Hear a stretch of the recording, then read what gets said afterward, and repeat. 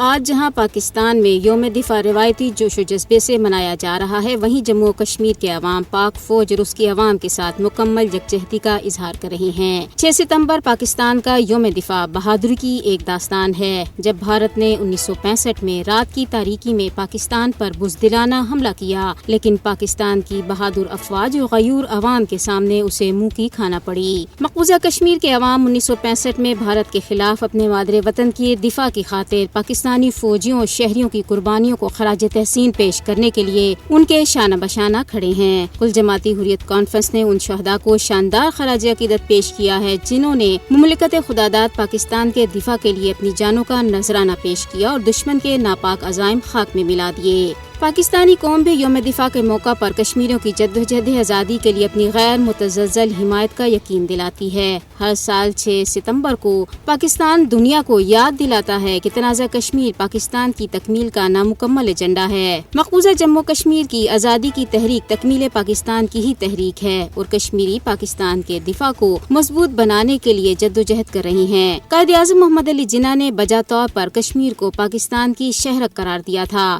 پاکستانی اور کشمیری ایک دوسرے کے ساتھ مضبوط مذہبی، تاریخی، ثقافتی اور جغرافیائی رشتوں میں بندھے ہوئے ہیں اور دنیا کی کوئی طاقت کشمیر کے پاکستان کا حصہ بننے کے حقیقی مطالبے کو روک نہیں سکتی۔ بھارت اور پاکستان کے درمیان دشمنی کی بنیادی وجہ تنازع کشمیر ہے۔ پاکستان نے حق خودارادیت کے حصول کے لیے کشمیریوں کی منصفانہ جدوجہد کی ہمیشہ حمایت کی ہے۔ پاکستان اہل کشمیر کے حق خودارادیت کا ایک اہم بڑا وکیل ہے جو ہر عالمی اور علاقائی فورم پر کشمیر کوس کی وکالت کر رہا ہے۔ صدر پاکستان آصف علی زرداری اور وزیر اعظم شہباز شریف نے بھی اپنے پیغامات میں کہا ہے کہ پاک فوج کے عظیم سپوتوں نے 6 ستمبر 1965 کو حملہ آور دشمن کو شکست فاش دی۔ انہوں نے کہا ہے کہ مسئلہ کشمیر کو کشمیری عوام کی امنگوں کے مطابق حل ہونا چاہیے۔ ایک مضبوط، مستحکم اور خوشحال پاکستان ہی نہ صرف خطے میں امن و سلامتی بلکہ کشمیری عوام کی تحریک آزادی کا بھی ضامن ہے۔